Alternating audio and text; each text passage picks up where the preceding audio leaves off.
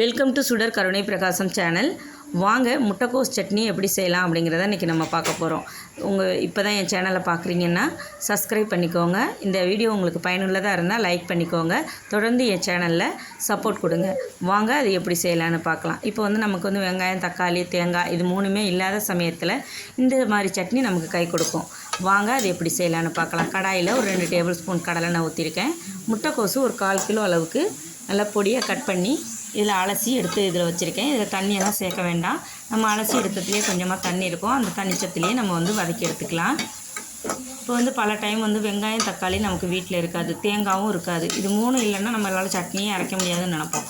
ஆனால் இந்த மாதிரி சட்னி காய வச்சே கூட சட்னி அரைக்கலான்னு நான் பல சட்னி ரெசிபி நம்ம சேனலில் போட்டிருக்கேன். செக் பண்ணிக்கோங்க. நம்ம அதுதான் நமக்கு முக்கியமாக இருக்கும். நம்ம வெங்காயம், தக்காளி இல்லைன்னா ஐயோ சட்னி அரைக்க முடியாது, சட்னிமோ.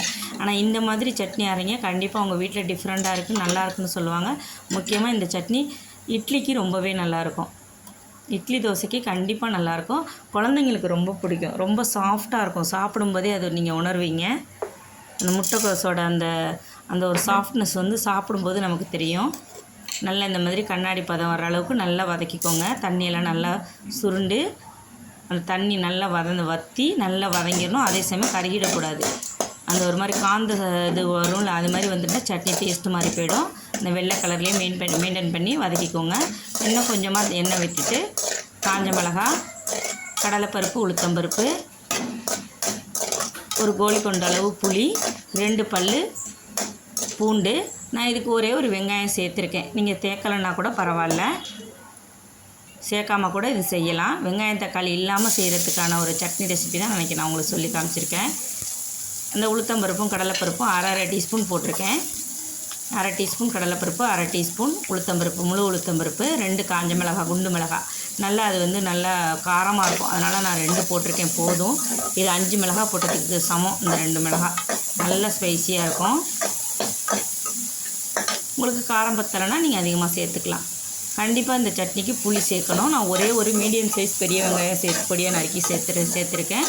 இது ஆப்ஷனல் தான். இது இல்லாமல் கூட நீங்கள் செய்யலாம். நீங்கள் நினைக்கலாம் ஏன் ஃபஸ்ட்டே நீங்கள் வெங்காயத்தை முட்டைக்கோஸை வதக்குனீங்க அப்படின்னு. அது காந்தி போகாமல் இருக்கணுங்கிறதுக்காக ஃபஸ்ட்டே வதக்கிட்டேன்.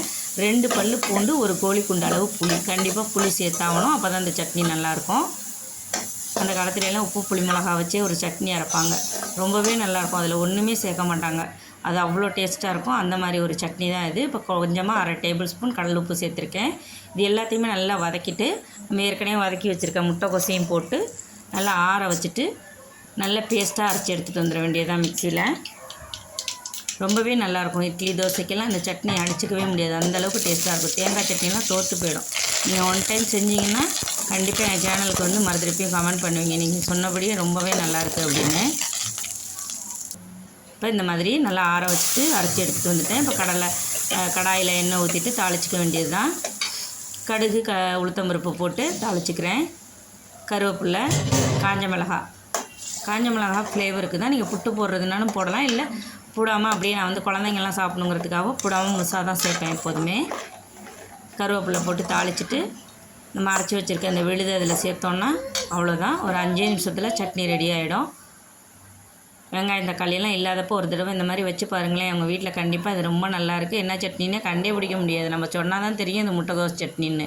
சில சமயம் முட்டைக்கோசெல்லாம் காஞ்சி போய் கிடக்கும். அதெல்லாம் நல்லா தண்ணியில் ஊற போட்டுட்டு இந்த மாதிரி நீங்கள் ஒரு டைம் செஞ்சு பாருங்கள், நல்லாவே இருக்கும். நல்லா இந்த மாதிரி இந்த அளவுக்கு இருக்கணும். ரொம்ப கட்டியாகவும் இல்லாமல் ரொம்ப தண்ணியாகவும் இல்லாமல் இருக்கணும். அப்போ தான் தொட்டுட்டு சாப்பிட்றதுக்கு நல்லாயிருக்கும்.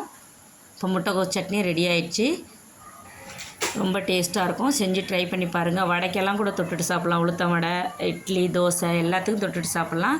இந்த முட்டைக்கோஸ் சட்னி உங்களுக்கு பிடிச்சிருந்துச்சுன்னா சுடர் கருணை பிரகாசம் சேனலுக்கு லைக் பண்ணுங்கள், ஷேர் பண்ணுங்கள். நன்றி, வணக்கம்.